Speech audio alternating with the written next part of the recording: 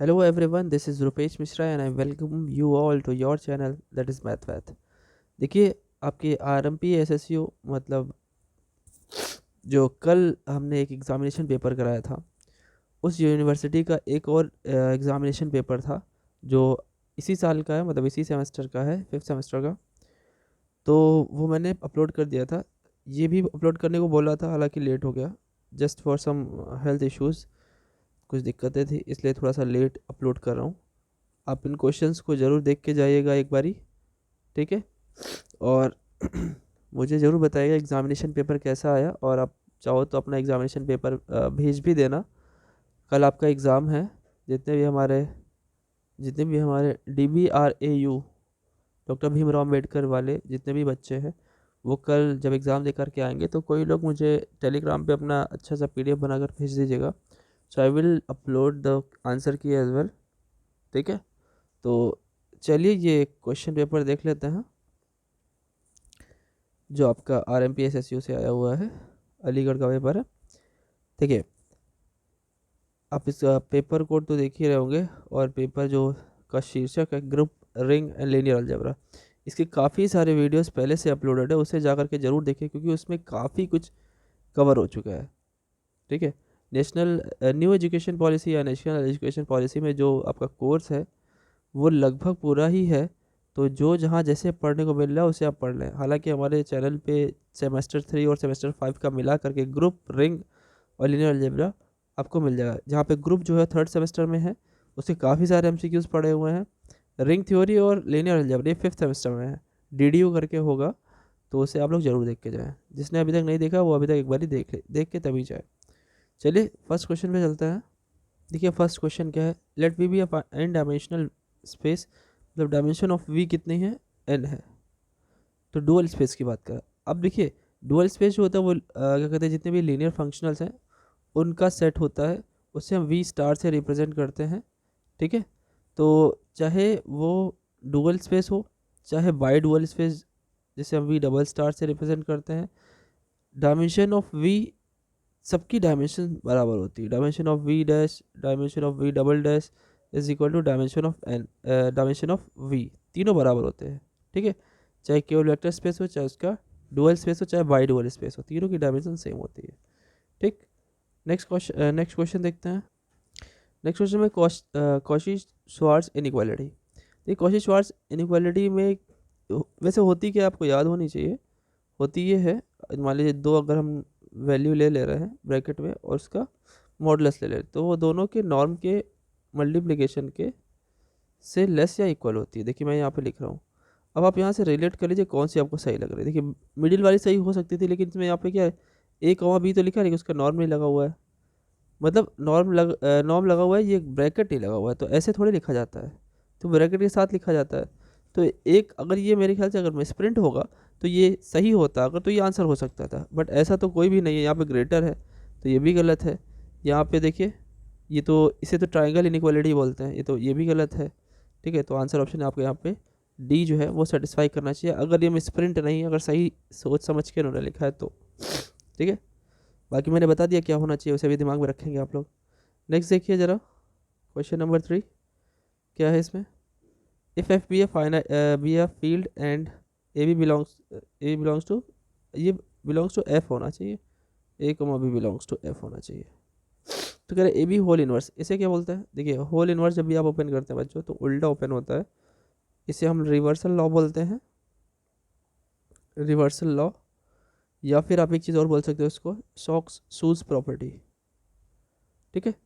ये दोनों बोला जा सकता है, उल्टा ओपन होता है। ये आपका आंसर यहाँ पे ऑप्शन एकदम सही है। यही काम हमारे AB का होल डैश यानी ट्रांसपोज में भी होता है, वहाँ पे भी ध्यान रखिएगा, ठीक है। ठीक, नेक्स्ट देखिए। ये देखिए क्या क्वेश्चन है, बहुत ही इजी इजी क्वेश्चन आया। क्या है, नॉट अ बेसिस, कह रहा बेसिस ना हो। बेसिस मतलब ये R⁻² लिखा है ओवर R, मतलब ये देख रहे हैं ना आप, डायमेंशन जिसके 2 ना हो। मतलब एक तरीके से अगर बेसिस नहीं होने का मतलब, पहले तो बेसिस होता तो क्या होता है, बेसिस होने के लिए वेक्टर्स को लीनियरली इंडिपेंडेंट होना चाहिए और स्पैन करना चाहिए। स्पैन मतलब उस R⁻² को पूरा पूरा जनरेट कर दे। तो ऐसे केसेस में सिर्फ एक ही चीज़ चेक की जाती है, अगर वो दो वेक्टर्स दिए हैं तो एक को दूसरे का मल्टीपल निकाल लीजिए, या फिर एक और तरीका उसका डिटर्मिनेंट ले लीजिए। अगर डिटर्मिनेंट 0 नहीं आता है तो एल आई ज़रूर होगा, और एल आई होगा तो बेसिस ज़रूर होगा, और अगर 0 आ गया तो एल डी होगा, एल डी होगा तो बेसिस नहीं होगा। तो देखिए इसमें से कौन किसका मल्टीपल है, या किसका डिटर्मिनेंट 0 आता है। ठीक है, देख लीजिए, इसको चेक कर लेते हैं। 1 2 2 1 क्रॉस मल्टीप्लिकेशन करेंगे, नॉन ज़ीरो आएगा, डिटर्मिनेंट निकालेंगे। यहाँ पे देखिए 3 1 1 3, ये भी नॉन ज़ीरो आएगा। यहाँ देखिए 1 2 5 10, ये 10 ये 10 आ गया आपका 0, तो एल डी हो गया, यानी एल आई तो नहीं है, तो बेसिस नहीं होगा। तो ये आंसर ऑप्शन आपका सी एकदम सही है। बाकी तीनों हमारे बेसिस हो सकते थे क्या, है ही, क्योंकि वो 0 नहीं होते। नेक्स्ट देखिए, if I is a ideal in ring R, ring कोई है, रिंग की प्रॉपर्टीज़ क्या होती हैं, एडिशन के लिए अबिलियन, मल्टीप्लिकेशन के लिए एसोसिएटिव, और डिस्ट्रीब्यूटिव प्रॉपर्टी। इतना चीज़ एक रिंग में होता है। अगर आपको ये नहीं पता है कि मैं क्या बोल रहा हूँ, तो you must see that playlist, जिसमें मैंने इसके बारे में काफ़ी कुछ बता रखा है। आपको वो देखना चाहिए, आपको समझ में आ जाएगी बातें। तो उसका एक आइडियल निकल के आता है, वहाँ पे तो मैंने एस से बताया, उन्होंने आइडियल को एल से लिखा हुआ है। मोस्ट ऑफ द केसेस में एस से लिखते हैं, यहाँ पे एल से लिखा हुआ है, कोई बात नहीं है। तो आर बाई एल जो क्वोशंट ग्रुप बनता है, इसे क्वोशंट ग्रुप बोलते हैं बच्चों। क्वोशंट ग्रुप भी एक हमारा रिंग होता है। ठीक है, तो आंसर ऑप्शन इसका R by L as a ring. बाकी तो कुछ नहीं, बाकी सब अजीब लिखा हुआ है, फालतू का, ऐसा तो कोई ऑपरेशन डिफाइन किया गया नहीं है। ठीक है, नेक्स्ट देखिए, लिखा है order of 27 G 27, then the number of conjugate classes of G is. देखिए, अगर देखें हम order of G is equal to 27 लिखा है ना, इसको हम प्राइम की पावर तोड़ ले, 3 3 9, 3 27। ठीक है, तो ये प्राइम की पावर n है, नीचे प्राइम लिखा है, उधर पावर में उसकी डिग्री। तो इसके लिए पहले तो ये थोड़ी सी वर्किंग है, इसमें थोड़ी सी वर्किंग है। आप एक काम ये कीजिएगा, जब भी ऐसा क्वेश्चन आए तो उसकी पावर में आप 2 कम कीजिएगा, जो भी आएगा। जैसे 2 कम किया आपने, 3 माइनस 2 कितना आया, 3 पावर 1। ठीक, 3 पावर 1, तो ये तो 3 हो गया एक तरीके से। यहाँ पे हर एक के लिए 4 उसके सेंटर मिलेंगे। ठीक, तो हर एक के लिए 4 मिलेंगे, तो 4 का मल्टीप्लिकेशन होगा, मतलब एक का 4, दो का 4, तीसरे का 4, तो कुल मिलाकर 12 आंसर बन जाएगा। तो जो मैंने यहाँ पे प्रोसेस समझाई वो कीजिएगा, क्योंकि इसकी थ्योरी काफ़ी मुझे समझानी पड़ जाएगी, फिर उतना टाइम है नहीं आपके पास, तो थोड़ा सा ये ऐसे कीजिएगा। ठीक है, और यहाँ 4 ही क्यों करेंगे, 5 6 7 या ये सब क्यों नहीं हो सकता, ये होता, क्यों होता, देखिए अगर हम 27 के फैक्टर्स देखें इसी के रूप में, 3 की पावर वाले रूप में देखें, तो देखिए सबसे पहला 3 की पावर 0 यानी 1 इसका फैक्टर है, 3 की पावर 1 यानी 3 इसका फैक्टर है, 3 की पावर 2 यानी 9 इसका फैक्टर है, और 3 की पावर 3 यानी 27 इसका फैक्टर है। इसलिए यहाँ पे 4 हमें सेंटर मिल रहा है। ठीक है, एलिमेंट्स मिल रहे हैं जिनसे हमारे सेंटर बन सकते हैं। अभी के लिए सिर्फ इतना सा समझिए, आंसर समझ में आया। नेक्स्ट देखिए,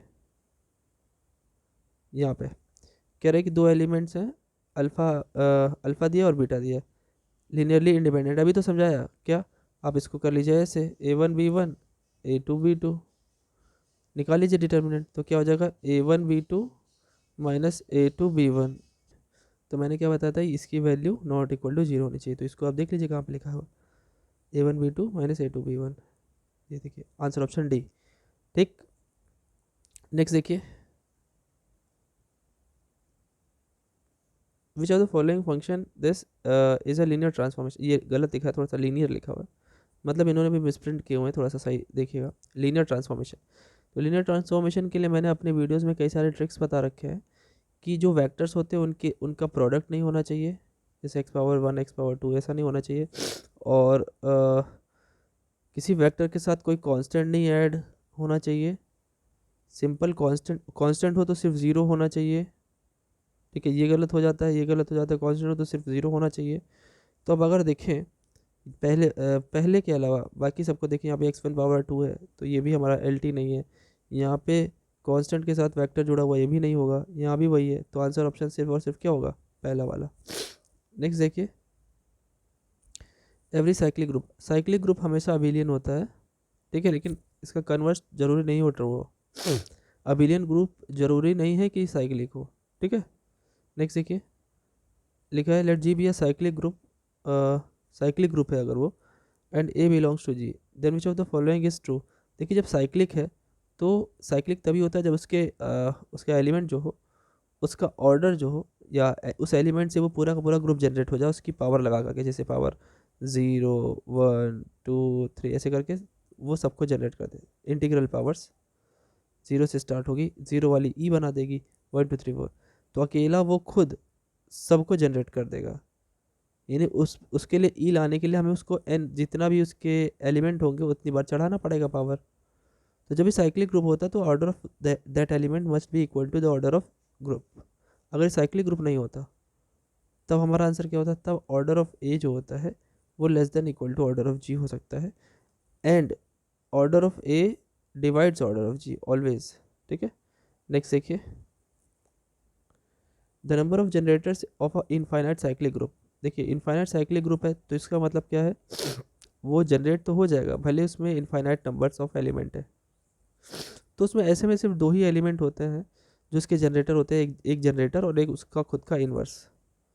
जैसे z की बात कर लें इंटीजर्स के सेट में, तो इसमें इसके जो जनरेटर्स हैं उसके जनरेटर सिर्फ क्या होते हैं, 2 हैं, 1 और -1। So we have answer A, ठीक है, 2 ही उसके जनरेटर्स होते हैं, याद रखिएगा, बहुत ही सिंपल सा और ये फेमस क्वेश्चन है। नेक्स्ट देखिए, बोले let G be a cyclic group of order n, ठीक है, साइक्लिक ग्रुप है, ऑर्डर एन है, तो यानी किसी एलिमेंट में अगर पावर एन लगाई जाए तो वो आइडेंटिटी के बराबर आएगी, साइक्लिक ग्रुप का मतलब यही होता है। Then the order of automorphism of G, automorphism तो देखिए बोला उसमें कि ऐसे में कितने हमारे एलिमेंट निकल के आएंगे जो जनरेटर होंगे। तो देखिए एक बहुत अच्छा आइलर ने दिया हुआ था, आइलर 5 फंक्शन, उसकी मदद से हम लोग नंबर ऑफ जनरेटर्स निकाल लेते हैं। तो ये आपका ये ऑप्शन इसमें एकदम सही है, ये तो मतलब एक फॉर्मूले की जैसा ही है। नेक्स्ट देखिए, तो देखिए which of the following is the class equation of a group G. देखिए क्लास इक्वेशन चाहिए, ठीक, तो अगर आप सही से देख पा रहे होंगे तो सिग्मा का यूज़ इसमें होता है, तो ये बिना सिग्मा वाला है तो इसमें तो हम नहीं बात करेंगे।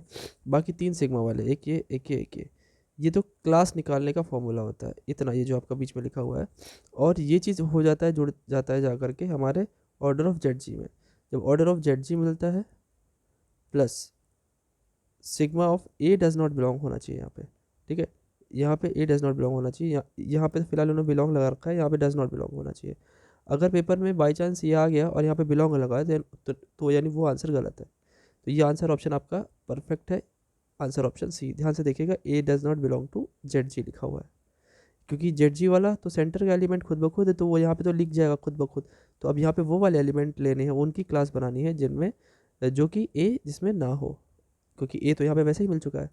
तो क्लास इक्वेशन क्या हो गई आपकी, ये वाली, याद रखिएगा इसको, ठीक। नेक्स्ट देखते हैं क्या है भाई, the group of automorphism of a cyclic group. देखिए पहले तो कह रहे हैं साइक्लिक है, साइक्लिक होगा तो अबिलियन तो होगा ही, ठीक, और दूसरी बात कह रहे हैं कि ऑटोमॉर्फिज्म लेना है।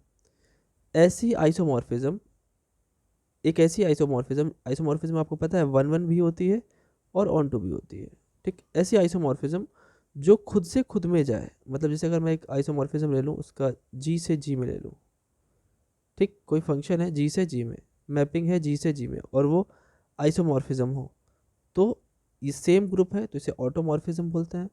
जब वो आपका साइक्लिक ग्रुप की वजह से ले रहे हैं तो वो भी क्या होगा, अब एलियन भी हो जाएगा, ठीक है, याद रखिएगा इसको। नेक्स्ट देखिए, order of G is equal to p power n, p power n, prime की पावर एन है, तो कह रहे हैं उसके सेंटर में कैसे एलिमेंट, देखिए सेंटर वो होता है, सेंटर का वो सेट होता है ऐसा एलिमेंट जो सबके साथ कम्यूट करे, ठीक है, ऐसा एलिमेंट लेना है जो मान लेते हैं A X is equal to A X is equal to X A, और एक्स कहाँ पे होना चाहिए, जी के साथ, जी के अंदर, ग्रुप के अंदर होना चाहिए, तो वहाँ वो वाले एलिमेंट इसमें। और नॉर्मलाइजर जस्ट इसका अपोजिट होता है कि वो सारे एलिमेंट जो ए के साथ कम्यूट करें वो हम लोग एन ऑफ ए लिखते हैं और इसे जेड से लिखते हैं, जेड जी। ठीक है, तो यहाँ पे जेड जी पूछा। अब ये सोचिए प्राइम नंबर का हमारा ग्रुप है, द प्राइम पावर एन है, तो ऐसा कौन सा एलिमेंट है जो सबके साथ कम्यूट करेगा? तो एक ही एलिमेंट है आपका आइडेंटिटी। ठीक है, तो आंसर ऑप्शन आपका ए वाला हो गया। चलिए नेक्स्ट देखते हैं क्या है भाई ये।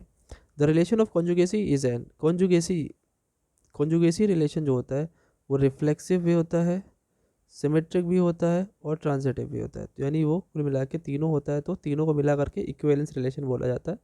चलिए आगे बढ़ते हैं। यहाँ पे ऑर्डर 30 है और साइलो 5 ग्रुप की बात कर रहा है। पहले तो साइलो 5 है, तो पहले इसको ब्रेक कर लेते हैं 30 को। तो 30 को हमने ब्रेक किया, 2 3 ज़ा 6, 5 ज़ा 30। आपको 5 की बात करनी है। तो देखिए पहली बात तो कोई भी सब ग्रुप है वो आइडेंटिटी एक तो रखेगा ही, एक तो सब ग्रुप तो ये हो ही गया। ठीक, और बात हो रही है 5 यानी आपका प्राइम की बात हो रही है। तो प्राइम ऑर्डर वाले सब ग्रुप सारे के सारे नॉर्मल भी होते हैं। ठीक है, तो अगर आप देखें तो 5 को हटा करके 5 के कितने बन सकते हैं? एक तो 1 ऑर्डर का बनेगा और दूसरा जो 5 के अलावा छोड़ करके जो है यानी 6 ऑर्डर का, एक 6 ऑर्डर का आपका बन जाएगा। तो कुल मिला के एक और ये 6 यानी कुल मिला के 2 हमारे साइलो 5 सब ग्रुप्स में बन जाएंगे। ठीक है, नेक्स्ट देखिए यहाँ क्या लिखा, a group G is a p group if and only a group is. ठीक है, पी ग्रुप तभी कहा जाएगा। देखिए पी मतलब यहाँ पे एक तरीके से पी को प्राइम समझ लीजिए। तो अगर किसी भी ग्रुप को पी ग्रुप तभी कहा जा सकता है अगर उसके सारे एलिमेंट जो हैं वो पी की पावर टाइप होने चाहिए। ठीक है, यहाँ पे इन्होंने एक चीज़ नहीं लिखा जो कि लिखना चाहिए, if order of G is equal to n. तो अगर पी पावर एन यानी प्राइम पावर एन टाइप अगर वो एलिमेंट होंगे तो वो सारे के सारे एलिमेंट वो ग्रुप को क्या बोला जाएगा? पी ग्रुप बोला जाएगा। तो क्या आपके सामने ऑप्शन ये है, सही है। ठीक है, नेक्स्ट देखिए question number 19, which of the following is correct. ये तो आपकी जो इस टाइप से लिखा है इसे विल्सन थ्योरम बोलते हैं। विल्सन थ्योरम कभी कदार ऐसे नाम से भी बोल देता है कि विच of the following is Wilson theorem. तो देखिए विल्सन थ्योरम क्या थी, प्राइम नंबर में से एक कम करके उसका आप अगर फैक्टोरियल ले लेते हैं तो वो कॉन्ग्रुएंट होता है -1 मॉडुलो पी के। देख लीजिए इसमें से कौन सा सही है। ठीक है, फर्स्ट वाला देख लीजिए एकदम सही है। ठीक है, चलिए नेक्स्ट देखते हैं। देखिए क्या है साइक्लिक पहचानना इसमें, साइक्लिक ग्रुप जी। तो भी देखिए सबके ऑर्डर दे रखे हैं, तो सबको पहले ब्रेक कर लो जरा जितना वो ब्रेक हो सकते। तो 14 को आप ब्रेक करोगे 2 टाइम्स 7, ये दोनों अलग अलग डिस्टिंक्ट प्राइम नंबर्स हैं। तो जब डिस्टिंक्ट प्राइम नंबर्स होते हैं बच्चों, जैसे मान लीजिए आपने ब्रेक किया और 2 अलग अलग प्राइम नंबर आ गए, तो अगर किसी एक ने दूसरे के एक कम को अगर डिवाइड कर दिया तो वो साइक्लिक नहीं होता, साइक्लिक नहीं होगा। तो देखिए अगर 7 से कम करें 6 तो 2 6 को डिवाइड कर रहा है, तो ये साइक्लिक तो नहीं होगा। इसको देखें तो 2 और यहाँ पे 1 सॉरी यहाँ पे भी 2, 2 टाइम्स 2 हो गया। हालांकि ये तो फिलहाल उस तरीके से है नहीं, ये 2 पावर 2 लिखा हुआ है, पी क्यू डिफरेंट तो है नहीं, ये पी पावर 2 लिखा हुआ है। तो पी पावर 2 टाइप जितने भी एलिमेंट होते हैं वो साइक्लिक नहीं होते, लेकिन अबिलियन जरूर होते हैं। ठीक है, प्राइम पावर 2 वाले साइक्लिक तो नहीं होगा, ये अबिलियन होगा। वैसे भी अगर आप क्लाइंस 4 ग्रुप जो होता है उसको अगर देख ले तो वो वैसे भी वो 4 ऑर्डर का होता है, वो तो होता भी नहीं है साइक्लिक, क्योंकि उसका कोई भी एक एलिमेंट पूरे ग्रुप को जनरेट नहीं करता। यही काम 35 के साथ कर लें, 5 7 35। अच्छा ठीक है, अब 5 क्या 7 -1 यानी 6 को डिवाइड करता है? नहीं करता ना, तो ये आपका साइक्लिक ग्रुप है। इसको देख ले, अगर 2 और 5 लिखा हुआ है, 5 में से एक कम करेंगे आएगा 4, 2 से डिविजिबल है। तो बात समझ में आ गई। ठीक, नेक्स्ट देखिए। देखिए बड़ा ही सिंपल क्वेश्चन है, कह रहा है एफ और जी को पहले ऐड कर दीजिए, उसमें मॉडुलो 8 लगा दीजिए, उसके बाद डिग्री निकालिए। तो ठीक है, दोनों को आप ऐड करेंगे तो क्या हो जाएगा? देखिए एक्स स्क्वायर हो जाएगा आपका 8x स्क्वायर, और फिर x वाला एलिमेंट हो जाएगा 6x 2x 8x और +2। अब 8 से पहले तो आप डिवाइड करने वाले हैं, तो यहाँ पे तो रिमाइंडर 0 हो जाएगा, तो 0x स्क्वायर यानी ये खत्म हो जाएगा, ये भी 0x हो जाएगा, +2 लास्ट में केवल बचेगा, सिर्फ और सिर्फ +2 बचेगा। अब +2 जोड़ने पे आया तो +2 की डिग्री कितनी होगी? इस पर कोई कॉन्स्टेंट टर्म है, वेरिएबल टर्म है ही नहीं, तो डिग्री आपकी 0 हो जाएगी। ठीक, ऐसे इजी टाइप के क्वेश्चन बहुत ही अच्छे हैं, थोड़ी सी ट्रिकी हैं, उन्हें ज़रूर देखिएगा। फिर क्या कह रहा है, अगर f(x) × gx, एफ फील्ड है, दोनों का मल्टीप्लिकेशन है, दोनों के मल्टीप्लिकेशन की डिग्री कितनी आनी चाहिए? इक्वल टू क्या आएगी।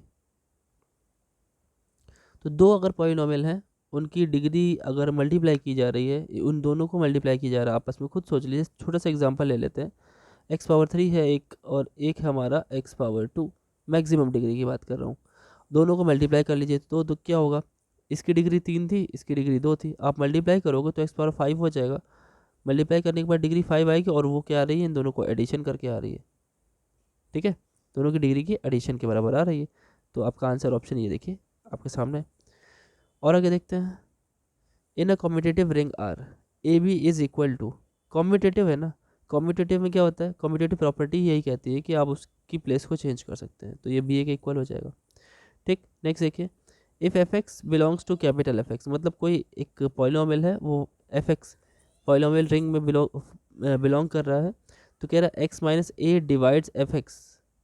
कह रहा है एक्स माइनस ए एक फैक्टर है किसका, किसी एक पॉलिनॉमियल का, जो इसको डिवाइड कर। आपको याद है क्लास 9th में सीखा गया है, जब वो उसको डिवाइड करता है तो एक्स इसको इक्वल टू 0 लेते हैं, यहाँ से एक्स एक ज़ीरो यानी एक शून्य निकल के आ जाता है, और उसको उठा करके उस फंक्शन में रख देते हैं, और वो भी क्या हो जाता है, 0 हो जाता है। एफ इज इक्वल टू 0 आपका आंसर हो जाएगा।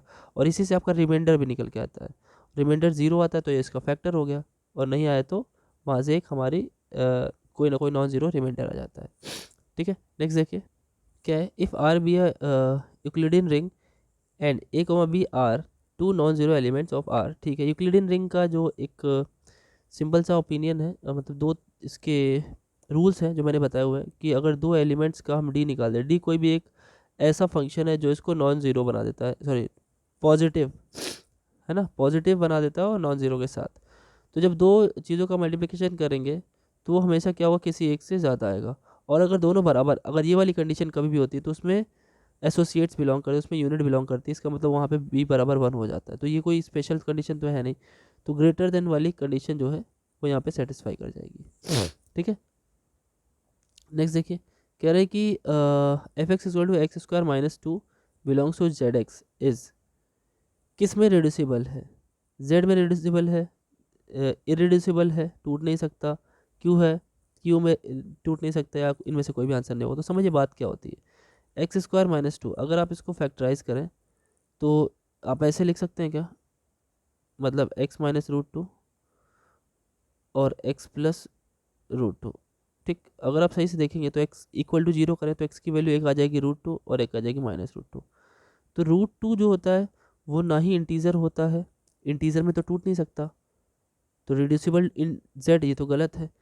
इरिड्यूसिबल इन क्यू, इरिड्यूसिबल इन जेड, हालांकि ये तो दोनों में ही रिड्यूसिबल नहीं है, ना ही जेड में ना ही क्यू में, तो दोनों ऑप्शन तो यहाँ लिखा नहीं है, हालांकि यहाँ पे होना चाहिए बी एंड सी। तो ऐसे में तो दोनों आंसर नहीं दिए जा सकते। ठीक है, तो ये ऑप्शन थोड़े से गड़बड़ लग रहा है मुझे, यहाँ पे रिड्यूसिबल कहीं ना कहीं कर देना चाहिए, यहाँ रिड्यूसिबल होना चाहिए। बाकी तो दोनों में ही रिड्यूसिबल नहीं हो रहा है, क्योंकि रूट 2 तो दोनों में नहीं आएगा, ना जेड में आएगा ना क्यू में आएगा। ठीक है, अब कह रहे the units of Z I R, Z I के यूनिट्स क्या होते हैं, जब जो अभी मैंने जस्ट बात की, देखिए क्या है। तो देखिए जेड आई जो होता है वो आपका एक तरीके से गॉसियन इंटीजर बोलते हैं। इसके यूनिट्स दोनों होते हैं, मतलब प्लस माइनस 1 वाले भी और प्लस माइनस आई वाले भी। मतलब आंसर ऑप्शन आपका देख लीजिए, ये भी सही है, ये भी सही है, यानी कुल मिला करके ये सही है। ठीक है, एक अकेला तो सही नहीं है, तो कुल मिला के ए और भी दोनों सही है। नेक्स्ट देखते हैं क्या, विच of the following is not correct. देखिए एक और इम्पॉर्टेंट क्वेश्चन है, which of the following is not correct. इसमें देखिए ईडी, इसको शॉर्ट में लिखा होता है ईडी, यूएफडी, पीआईडी। ठीक है, ईडी का मतलब आपको यूक्लिड डोमेन बोलते हैं, यूक्लिडियन डोमेन बोलते हैं। यूएफडी मतलब यूनिक फैक्टराइजेशन डोमेन, और पीआईडी मतलब होता है प्रिंसिपल आइडियल डोमेन बोलते हैं। तो इसमें देखिए ईडी इम्प्लाइज दैट यूएफडी ये सही है, पीआईडी इम्प्लाइज दैट यूएफडी भी सही है, ईडी इम्प्लाइज दैट पीआईडी भी सही है, लेकिन पीआईडी इम्प्लाइज दैट ईडी नहीं सही है। ये सारे इंपॉर्टेंट रिलेशन है, इनको याद रखिएगा, बहुत इंपॉर्टेंट है, पेपर में कहीं ना कहीं से पूछ लिया जाता है। ठीक है, नेक्स्ट देखिए क्या है क्वेश्चन। देखिए कह रहा है कि विच of the following is not an example of vector space. तो वेक्टर स्पेस कब नहीं होगा, देखिए वी ओवर एफ का मतलब होता है, पहली बात तो ये फील्ड होना चाहिए, ठीक, और ये जो है इसी में ही कंटेन करना चाहिए, मतलब एफ जो हो वो सबसेट होना चाहिए वी का।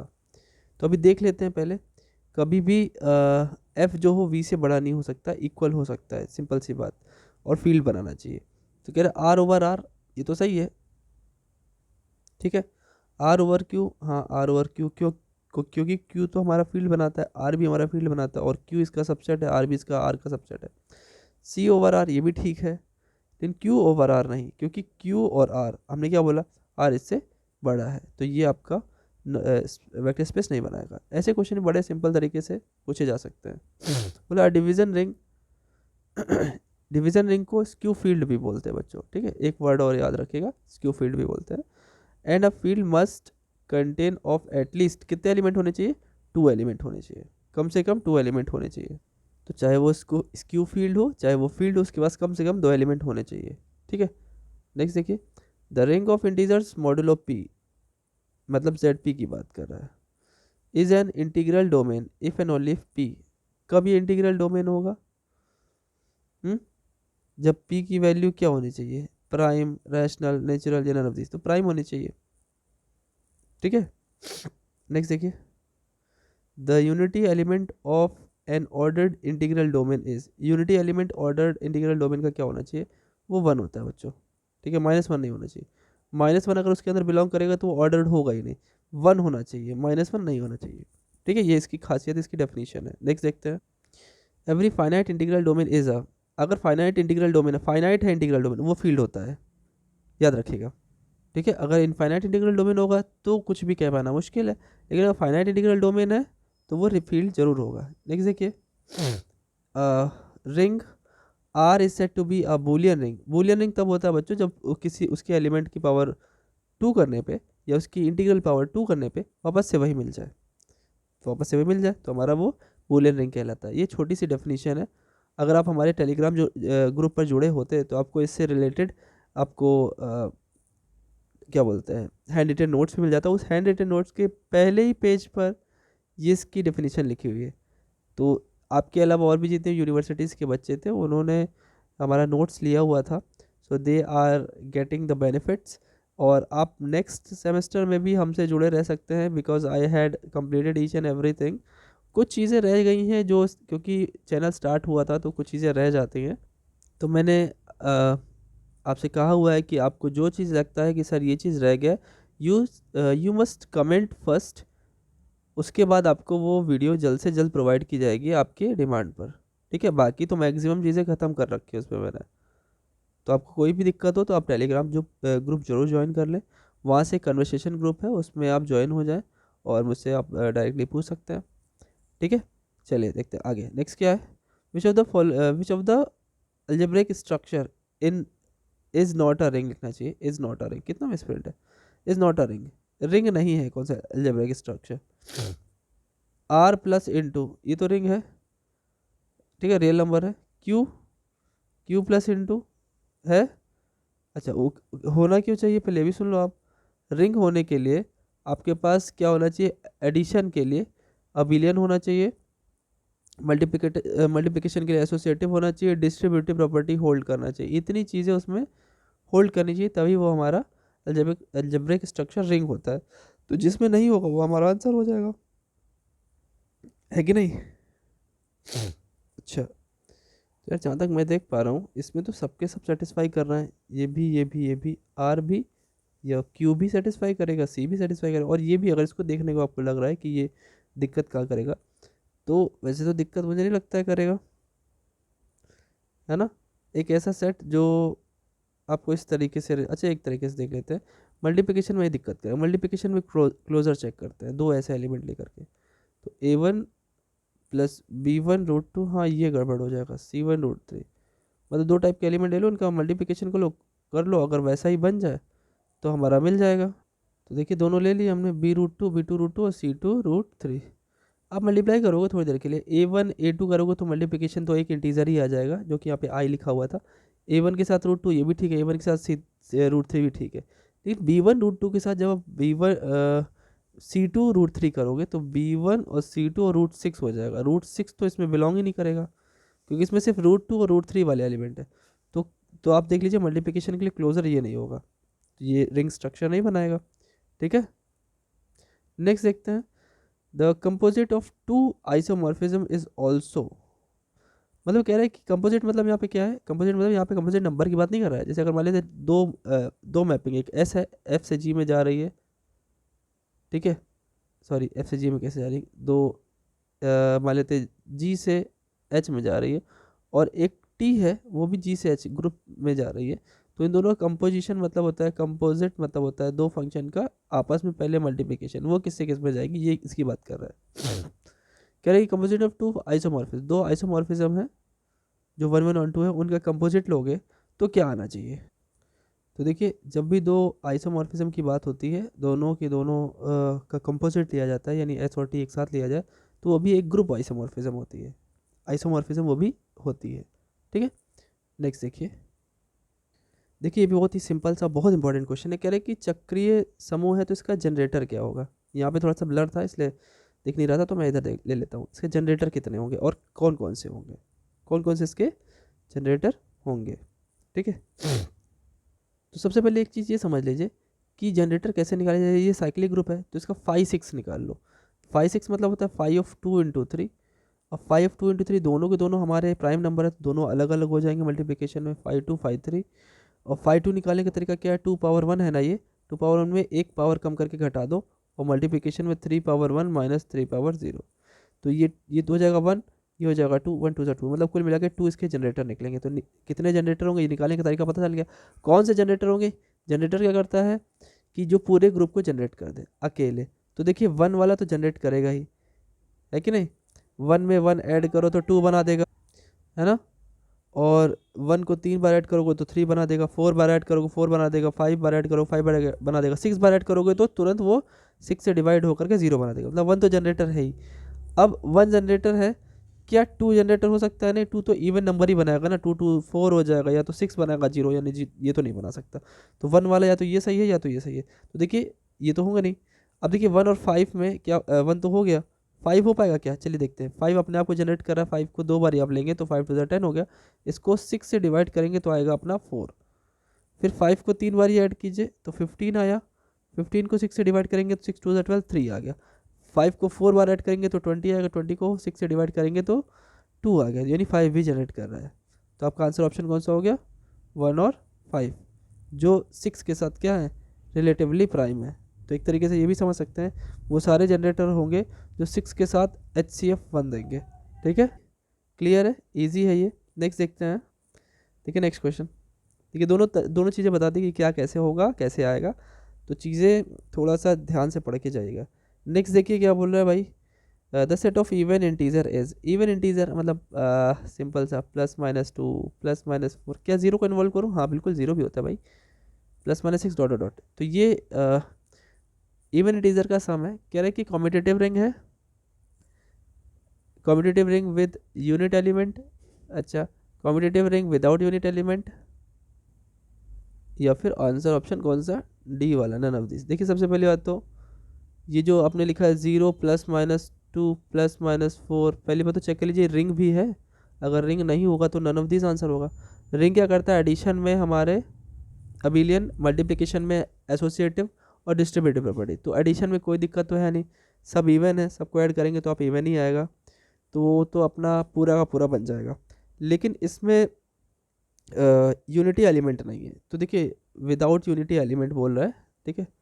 तो कॉम्यूटेटिव होगा, क्या कॉम्यूटेटिव होगा, हाँ दो नंबर्स का मल्टीप्लिकेशन अगर आप लें कोई भी दो, तो उनकी प्लेस अगर हम चेंज करें मल्टीप्लिकेशन में तो क्या सही आएगी, बिल्कुल। दो इंटीजर्स हैं, 2 2 और 4 ले लो, 2 4 8 होता है, 4 2 Z, तो ये आंसर ऑप्शन आपका सही है क्योंकि यूनिट एलिमेंट यानी 1 नहीं है इसमें। नेक्स्ट देखिए ज़रा, which one is a basis of S, इसकी कौन बेसिस है, मतलब कौन इसको जनरेट कर सकता है। तो देखिए क्या किया इन्होंने, डिफरेंशियल इक्वेशन को इससे ऐड कर दिया है। तो कुछ करना नहीं बच्चों, देखो इसको सॉल्व कर लो, आप दिमाग लगा लो, थोड़ा सा दिमाग लगा लो थोड़ा सा, या तो डायरेक्ट ऐसे सोच लो। देखिए मैं दिखाता हूँ आपको, सॉल्व करना है तो क्या हम इसको D2y लिख सकते हैं। अगर आपने डिफरेंशियल इक्वेशन नहीं पढ़ी है तो आप जा करके पढ़ लीजिएगा। हालांकि ऐसे क्वेश्चन थोड़े कम आया करते हैं जो आपकी पिछले सेमेस्टर से थोड़ा ऐड हो, लेकिन फिर भी अगर इसमें होता तो अच्छी बात थी। D² + 4 of y is equal to 0, आपको याद है CFPI निकाल देते, आप इसको इसकी जगह पे m रख देते, तो m की वैल्यू यहाँ से निकालेंगे तो प्लस माइनस आपकी I√2 सॉरी I2i यानी 2i आ जाएगी, है ना। तो अगर आपको याद हो m अगर i के फॉर्म में होता है तो इसको cos और साइन ऐसे करके होता था।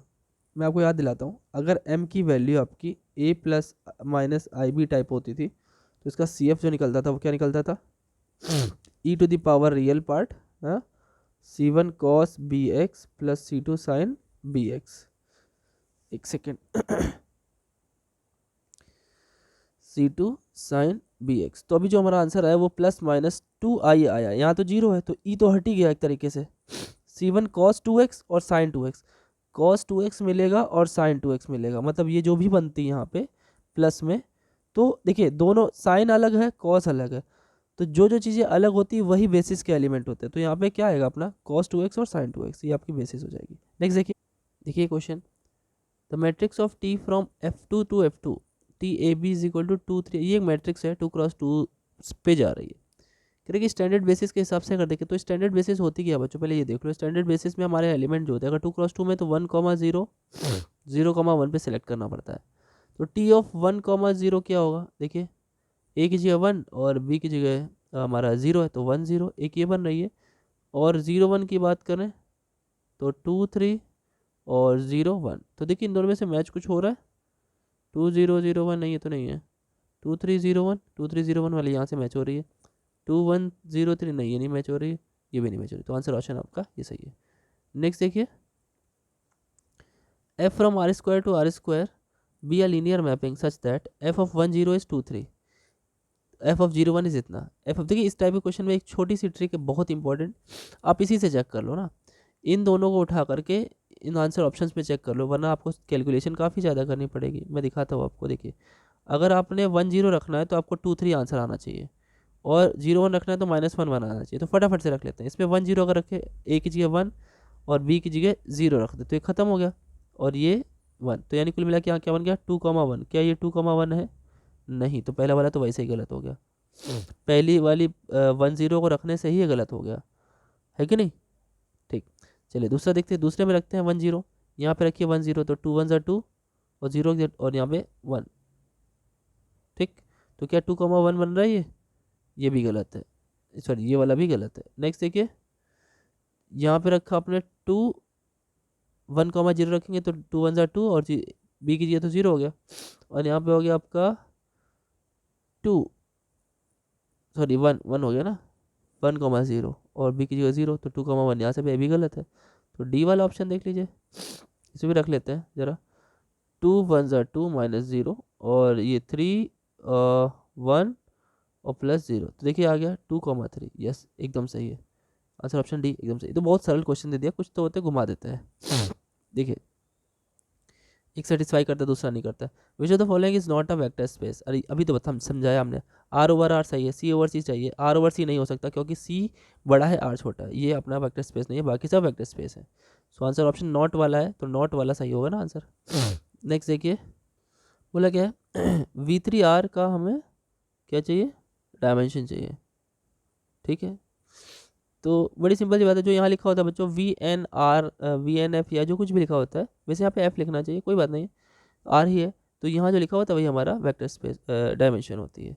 डायमेंशन के लिए आप इसके जो हमारे वीडियो इसमें काफ़ी सारे डायमेंशन के क्वेश्चन बताए मैंने, थर्ड सेमेस्टर में डाले, नहीं थर्ड सेमेस्टर में सॉरी 5th सेमेस्टर की एक प्लेलिस्ट होगी, उसमें देखिएगा आपको सब मिल जाएंगे। ठीक है, बहुत ही इंपॉर्टेंट क्वेश्चन है, देख लीजिएगा उसको, एक बार ही जुड़ जाएगा देख करके। नेक्स्ट देखिए, इफ़ आर स्क्वायर से आर क्यूब में एक लीनियर ट्रांसफॉर्मेशन है कुछ इस तरीके का, तो इन्वर्स चाहिए आपको। ठीक है, तो किसी में भी देखिए, अगर मान लेते हैं किसी चीज़ का इन्वर्स, मान लेते हैं कोई भी दो फंक्शन है, मान लेते हैं यहाँ पे कुछ लिखा है और यहाँ पे कुछ लिखा है, तो अगर टी को हम उधर भेजें तो टी ऑफ ये बॉक्स जो बना हुआ है इज इक्वल टू ए भी आना चाहिए। मतलब अगर आप टी लगा दो, इन चारों में टी लगा दो, टी लगा दो और उसको इस तरीके से ऑपरेट कर दो और वापस से अगर वो ए भी आ गया तो हमारा आंसर ऑप्शन वही सही होगा। तो चलिए चेक कर लेते हैं, टी लगा करके टी की जगह ये रखें, देखिए रखिए यहाँ पे T of a plus b by 2 और ए, तो ये क्या करता है पहले वाई यानी दूसरी पोजीशन को पहले लिख देता, तो ठीक दूसरी पोजीशन यानी ए को पहले लिख दिया, और डबल ऑफ पहली वाली पोजीशन, पहली वाली पोजीशन का डबल करोगे तो सिर्फ ए प्लस बी बचेगा और उसमें से दूसरी वाली पोजीशन काट देता है, तो देखिए ए कॉमा बी बन गया, एकदम सही है। तो फर्स्ट वाला ऑप्शन एकदम सही है। ऐसे उल्टा चेक करते हैं, ऑप्शन से चेक करते हैं। इफ डब्ल्यू बी है subspace of R power 4 spanned by this, then which of the following is in W, इनमें से कौन सा होगा जो डब्ल्यू में होगा। इससे स्पैन हो रहा है बच्चों। तो देखिए स्पैन सिर्फ इन दोनों को अगर दो ही से स्पैन हो जा रहा है तो इसका मतलब इसमें बाकी के जो दो एलिमेंट उठाए होंगे इन्होंने वो कट करके ज़ीरो हो गए होंगे, मतलब एल डी रहे होंगे, तभी तो हट गया। स्पैन कर रहा है। चलिए देख लेते हैं, अगर इसको हम थोड़ी देर के लिए एक दूसरे से ऑपरेट करें, एक के नीचे एक लिखते हैं तब और अच्छा लगेगा। डिटर्मिनेंट के थोड़ा सा केस बना लेते हैं इस तरीके से, ऐसे। अभी और भी इसमें एलिमेंट होंगे, क्योंकि आर पावर 4 है तो और एलिमेंट हो सकते हैं। तो इनमें से कौन सा सही होगा आप रिलेट करें अगर, तो आप अगर देख पा रहे होंगे इस वाली रो में 2 का मल्टीप्लाई करके इसमें ऐड कर दें अगर हम, तो पहली प्लेस पे तो कुछ होगा ही नहीं, तो 1 ही रहेगा। इसका 2 मल्टीप्लाई करोगे तो ऊपर जाके 2 हो जाएगा, और इसमें कुछ नहीं होगा और इसमें भी 2 हो जाएगा, तो 1 2 -1 और 2 ये आपका जनरेट हो सकता है।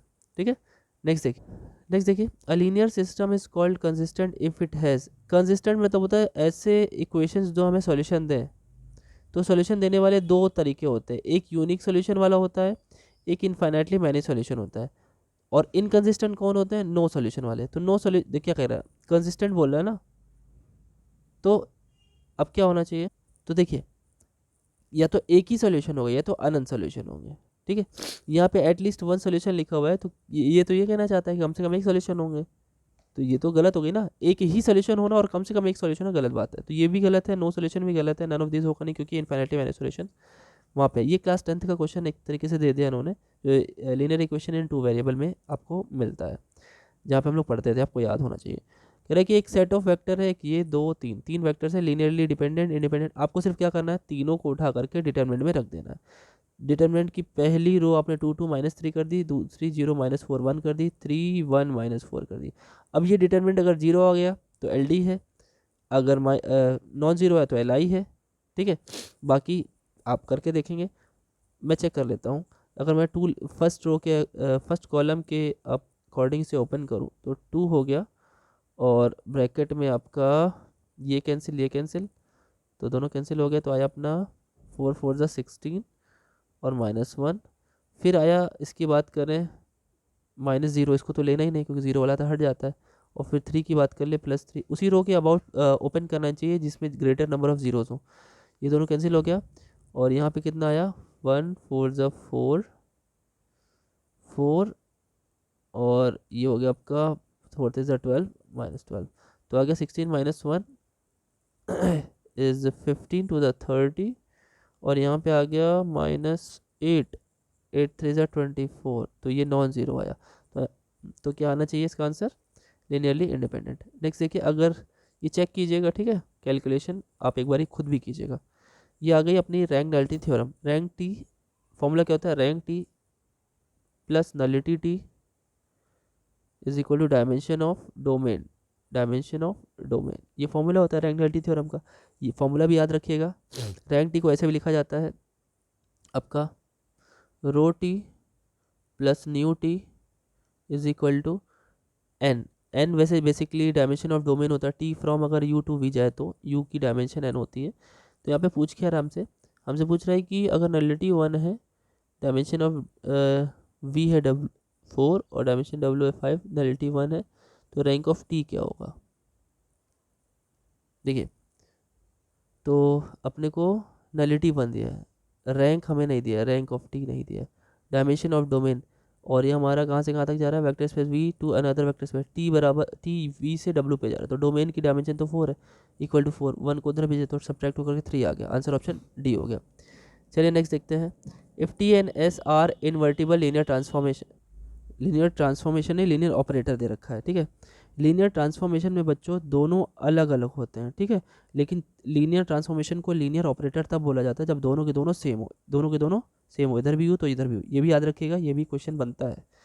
तो क्या कह रहा है, इन्वर्टिबल है, ठीक है, इन्वर्स मिल सकता है, तो टी एस का होल इन्वर्स क्या मिलेगा, हमेशा की तरह उल्टा ओपन होगा, एस इन्वर्स टी इन्वर्स, ठीक है, जैसा कि इसे सॉक्सूस प्रॉपर्टी भी बोलते हैं। नेक्स्ट देखिए क्या है, अगर टी यू से वी में लीनियर ट्रांसफॉर्मेशन है, then kernel T is a subspace. देखिए कर्नल जो निकाला जाता है बच्चों, दो चीज़ें निकाले जाते हैं, टी फ्रॉम मान लेते हैं यू से वी में गया, तो कर्नल इसमें से निकलता है डोमेन से, और रेंज निकलता है इसमें से। तो कर्नल जो होता है वो यू का सब स्पेस होता है, और जो रेंज स्पेस होता है वो को डोमेन का होता है। तो सिंपल सी बात क्या हो गई, यू का हमारा हो जाएगा।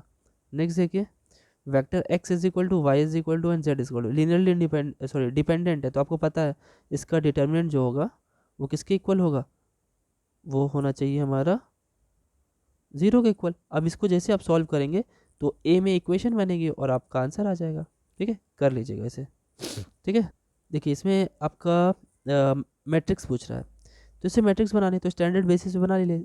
अब यहाँ पे 3 है ना, तो 3 पावर 3 है, डायमेंशन 3 है, तो उसमें इसकी स्टैंडर्ड बेसिस कैसी होती है, 1 0 0 पे, 0 1 0 पे और 0 0 1 पे बनानी होती है। तो टी ऑफ 1 0 0 अगर आप निकालें इसमें रख करके 2y प्लस जेड, यानी हालांकि ये तो 2y प्लस जेड पर तो 0 ही हो जाएगा। एक सेकंड में इसको फिर से बना देता हूँ, इसी में रख रहा हूँ टी ऑफ 1 0 0, क्या आएगा रखिए ज़रा, तो 1 0 0 तो एक तरह से 0 आ जाएगा क्योंकि y और z है, और x माइनस 4y तो ये 1 आएगा, और ये आपका 3 हो जाएगा, 0 1 3। ठीक, उसके बाद t 0 1 0, 0 1 0 यानी y के प्लेस पे 1 है, बाकी 0 है तो ये 2 हो जाएगा, ये -4 हो जाएगा और आपका 0 हो जाएगा। तीसरा है 0 0 1, 0 0 1 है, तो 0 0 1 यानी z के प्लेस पे 1 रखेंगे तो 1 0 और 0, तो ये 3 वेक्टर्स आपको मिल गए, यानी 0 1 3, 0 1 3 देखिए कहाँ पे है, 0 1 3 2 -4 0 और 1 0 0, तो देख पा रहे होंगे आप 0 1 3 आता है ऐसे लेकिन लिखा ऐसे जाता है। तो पहला था 0 1 3, तो हम लिखेंगे ऐसे 0 1 3, देखिए 0 1 3 यहाँ पे 2 -4 0 1 0 0, ये आंसर ऑप्शन आपका एकदम सही है। आई बात समझ में। नेक्स्ट देखिए क्या है भाई, W1 और W2 कह रहा है, सब space generated by W1 plus W2। ठीक है, सब स्पेसेस और वेक्टर स्पेस भी इन सब स्पेस जनरेटेड बाय, कह रहे कि W1 W2 के यूनियन से जो सब स्पेस बनेगा वो क्या होगा, तो W1 प्लस W2 बन जाता है। ठीक है, यहाँ पे देखिए ये फॉर्मूला है, dimension of W1 plus W2 क्या होता है, वो dimension of W1 plus dimension W2 और माइनस उनका इंटरसेक्शन, ये आंसर आपका, ये फॉर्मूला है, सिंपल सा याद रखिएगा इसको, इंपॉर्टेंट है, हर जगह आया हुआ है, ये भी बहुत इंपॉर्टेंट क्वेश्चन है। डायमेंशन ऑफ क्वोशिएंट स्पेस जो होता है बच्चों, वो dimension of V minus dimension of M, मतलब जो ऊपर लिखा उसकी डायमेंशन और जो नीचे लिखा उसकी डायमेंशन के बराबर होता है। ये इसने बोला हुआ है R दिया हुआ है, R is equal to N, और ये हमसे पूछ रहा है, ठीक है, हमसे डायमेंशन ऑफ M पूछ रहा है, तो ये R दिया हुआ है N दिया हुआ है, तो डायमेंशन ऑफ M क्या हो गई, इधर क्रॉस में N माइनस R हो गई, N minus R, this one. Next देखिए, the null space of A is the solution set of the equation. Null set किस में आता है, किसको सॉल्व करे तो हमारा नल सेट निकल के आएगा, तो नल सेट हमारा इस इक्वेशन को सॉल्व करने पे निकल जाता है, x इज इक्वल टू 0। ठीक है, जब हमें 0 दे दे।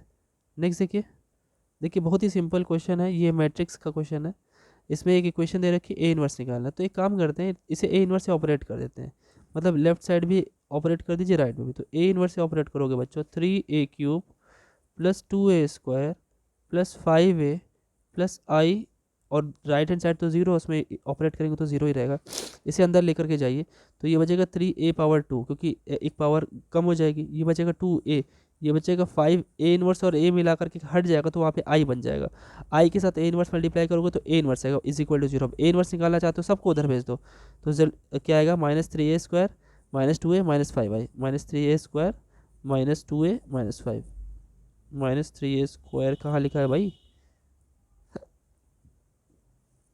-3a² तो कहीं नहीं लिखा है, यहाँ पे लिखा है लेकिन i³ लग रहा है, तो इस पे से कोई भी आंसर सही नहीं है। ठीक है, तो जैसे बताया वैसे किया जाता है, ऐसे क्वेश्चन आ जाते हैं पेपर में। Which one of the following is subspace of a vector space R⁻3, R⁻3 का सब स्पेस होना है बच्चों। तो पहली बात तो मैंने बताया, जब भी आप वेक्टर्स के अंदर के जो उसके एलिमेंट है वो ऑपरेट करें, तो पहली बात तो वो क्या नहीं होने चाहिए, नॉन ज़ीरो कांस्टेंट नहीं होने चाहिए, अगर नॉन ज़ीरो है तो वो कभी भी वेक्टर स्पेस नहीं बना सकता। तो यहाँ 0 है, यहाँ 2 या 1 1, तो ये दोनों तीनों बिल्कुल नहीं हो, तो 0 वाला आपका एकदम सही है आंसर ऑप्शन। मैंने तो इसका ट्रिक बताया हुआ है, ज़्यादा कुछ सोचना ही नहीं है। The dimension of the smallest vector space is equal to, वो आप सोच के देखें, तो एक 0 ही ऐसा है एलिमेंट जिसके बारे में सोचा जाए, तो ये एक ऐसा सेट जिसके अंदर सिर्फ एक एलिमेंट हो यानी 0 हो, वही हमारा स्मॉलेस्ट वेक्टर स्पेस होता है, लेकिन इसकी एलिमेंट की संख्या कितनी, इसमें एक। ठीक, इसकी डायमेंशन कितनी होगी, देखिए यहाँ 1 पे टिक मत कर दीजिएगा, है तो इसमें एलिमेंट ज़ीरो ही ना। जब भी वो नॉन ज़ीरो वेक्टर की बात करता है, कोई भी एक मान लेते डिटरमिनेंट की एक लाइन अगर पूरी ज़ीरो है तो उसे हमें डायमेंशन में नहीं काउंट करते, ना ही रैंक में काउंट करते हैं। तो जब इसमें सबसे छोटा जो वेक्टर स्पेस वो जीरो को ही कंटेन कर रहा है, इसके अलावा किसी को कंटेन नहीं कर रहा है, तो इसकी डायमेंशन भाई नॉन ज़ीरो ही है, ज़ीरो ही है, केवल नॉन ज़ीरो एलिमेंट तो है नहीं, तो इसे काउंट नहीं किया जाता। तो इसकी डायमेंशन कितनी होनी चाहिए, इसकी डायमेंशन होनी चाहिए 0। ठीक है, और होगा कौन सा वो वेक्टर स्पेस, ये भी बता दे रहा हूँ, वो 0 होगा, ये भी याद रखेगा। नेक्स्ट देखिए, a linear map T from V to V से वी में चला गया, अभी बात बताया था ना कि इसे लीनियर ट्रांसफॉर्मेशन बोलते हैं जब जब दोनों ये दोनों डिफरेंट हो और दोनों एक जैसे होते तो क्या बोलते हैं, लीनियर ऑपरेटर। अभी भी ऊपर ही बताया, और देखिए आगे क्वेश्चन ये आया हुआ है। तो ये सारे क्वेश्चन जो बताए जाते हैं दिमाग में रखा करिए। और देखते हैं, देखिए एक सेट दिया है जिसमें आपका x कॉमा वाई टाइप के एलिमेंट दिए हैं, सच दैट कह रहा है कि x is equal to y है। अब देखिए दो अलग अलग दो एलिमेंट है, कह रहे हैं दोनों दो ना होकर के एक ही है, तो किसी एक के बारे में अगर हम सोच रहे तो दूसरा ऑटोमेटिक मिल जाएगा। तो इसकी डायमेंशन क्या होनी चाहिए, इसकी डायमेंशन सिंपली 1 ही होनी चाहिए, है ना, क्योंकि जितना सोचना पड़ेगा उतनी बार हमको मानना पड़ेगा। ठीक, नेक्स्ट देखिए, if let a be 2x3 real matrix and associated linear transformation T a is 2x3 real matrix. जब भी देखिए उल्टा होता है बच्चों, ये जो बाद वाला होता है इधर जाता है, मतलब अगर T from something to something करें, अगर यहाँ पे आर लिखा है और यहाँ पे आर लिखा है, तो ये जो राइट वाला मैट्रिक्स का ये है, ये यहाँ चला जाता है।